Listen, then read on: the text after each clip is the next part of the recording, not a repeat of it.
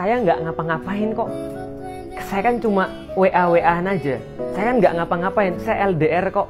Saya nggak pacaran kok. Saya cuma ngobrol aja. Kan kita cuma temen. Kan saya sama dia tuh kayak kakak adik.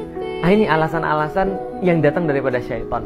Fazayyana lahumus syaiton a'malahum. Syaiton itu senantiasa menghias amal-amal yang buruk seolah-olah itu adalah terasa baik. Ketika pacaran diharamkan, maka dibuatlah pacaran syariah, pacaran islami. Seolah-olah pacaran itu jadi boleh karena pacarannya itu di pinggir masjid, pacarannya di bawah beduk misalnya.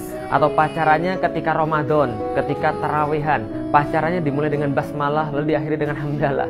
Pacarannya syariah. Kenapa? Karena ketika berpacaran diawali dengan membaca surat Yasin dan membaca membaca doa kifaratul majlis. Itu kan ya. Nah, ini tidak menjadikan maksiat menjadi baik. Tidak menjadikan maksiat menjadi boleh. Kenapa? Karena keharaman tetap saja sebuah keharaman. Kebanyakan orang tidak memahami, termasuk para pengemban dakwah pun yang sudah mempelajari Islam, mereka tidak paham bahwa di dalam Islam kehidupan laki-laki dan wanita terpisah. Maka ketika tidak ada hajat, tidak ada keperluan yang syar'i, maka tidak boleh seorang laki-laki berinteraksi dengan seorang wanita. Apakah pergi ke bioskop bareng-bareng, ataukah pergi makan bareng-bareng, ataukah pergi jalan bareng-bareng, tidak ada. Selama tidak ada keperluan syar'i. Maka keperluan syar'i itu sudah diukur di dalam syariat. Seperti apa? Misal pendidikan. Mereka boleh berkumpul satu sama lain selama dalam pendidikan.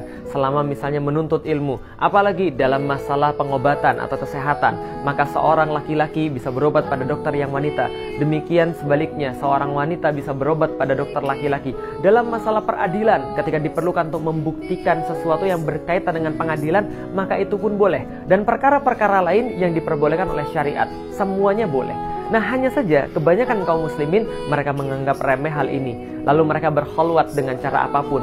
Mereka berkholwat di media sosial, mereka berkholwat di handphonenya, mereka berkholwat dengan menelpon, padahal semuanya sama. Karena kholwat tidak hanya bertemunya dua orang, tapi ketika pembicaraan itu membuai, lalu kemudian menafikan orang lain, dia berkasih-kasih sayang di situ, berbuai-buai dengan segala macam di situ, itu juga sudah termasuk berkholwat. Maka ini harus hati-hati. Pergaulan pria dan wanita terpisah. Lah, mengapa begitu? Karena ini adalah bagian daripada tindakan preventif yang dilakukan oleh Islam. Bahwa wanita dan laki-laki ini memang punya kecenderungan satu sama lain. Maka mereka tidak diperbolehkan untuk bersama kecuali dalam hajat-hajat yang syar'i.